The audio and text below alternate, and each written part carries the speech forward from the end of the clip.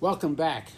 This week we reach the penultimate Torah portion in the book of Exodus, the Torah portion of Vayakhel.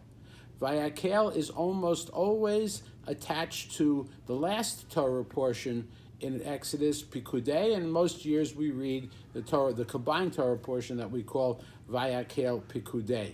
But this year, since it's a leap year, we have the extra month second month of Adar. We stretch the Torah readings, and we have the Vayakhel and Pikudei separately.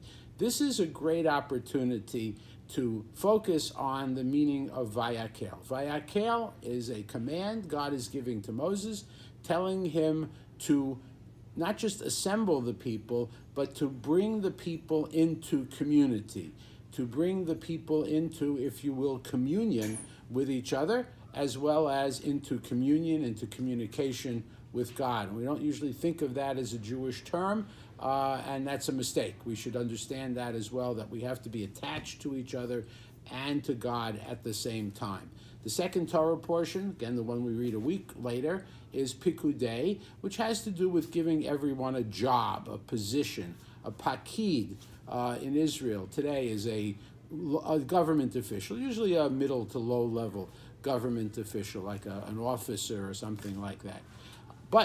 And so most of the time when we get to Vayakhel Pikudei combined, we talk about the community is a place where everybody has their own job and everybody's got to contribute. And that's a great sermon, and rabbis all over the world give that sermon over and over again. But this year, since we have Vayakhel separately, this is a moment where we could talk about what does it mean to cause there to be a community. There's a deeper meaning than just getting things done, than fundraising or building a building, although that's certainly important in this week's Torah portion. We as Jews understand that our route to God is individual, but it is a finer, more important route to God, a surer route to communing with God if we do so through the community. Our rabbis in the Talmud teach us that if you have less than a minyan, less than 10 as a quorum for prayer, God may or may not receive your petition. If you have a minyan, we believe that God has to at least receive and consider your prayers.